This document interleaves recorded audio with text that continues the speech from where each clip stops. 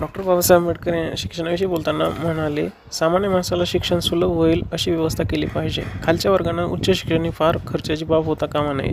दुसरी गोष्ट अशी, खालच्या वर्गाला वरच्या वर्गाच्या पातळीवर आणण्यासाठी त्यांना सवलती दिल्या पाहिजेत. 5 आणि 10 या संख्यांना 2ने गुणले तर गुणाकार 10 आणि 20 येईल. म्हणून 5ला 2ने गुणून 10ला 1नेच गुणले पाहिजे. म्हणजे खालच्या वर्गाला भरपूर सवलती देऊन त्यांना वरच्या वर्गाच्या पातळीवर आणले पाहिजे. असे करणे म्हणजे समता, असे त्यांनी आपले मत स्पष्टपणे मांडले.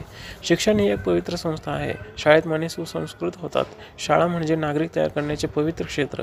ते एक राष्ट्रीयतेचे, मानवतेचे नि अज्ञानतम दूर करण्याचे उदात्त कार्य आहे. शाळेत समबुद्धीचे, उदात्त, निपक्षपाती, थोर मनाचे शिक्षक पाहिजेत. शिक्षक वर्ग हा राष्ट्राचा सारथी आहे, कारण त्याच्या हाती शिक्षणाच्या नाड्या असतात. यास्तव शिक्षक कोण असावा यासारखा समाज सुधारणेच्या दृष्टीने पाहता दुसरा प्रश्न महत्त्वाचा आहे नाही.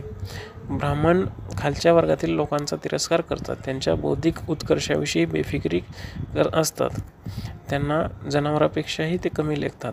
त्यांच्या कानीकपाळी सदैव ओरडतात की शिकणे हे तुमचे काम नाही, तुमचे काम मोलमजुरी करणे होय.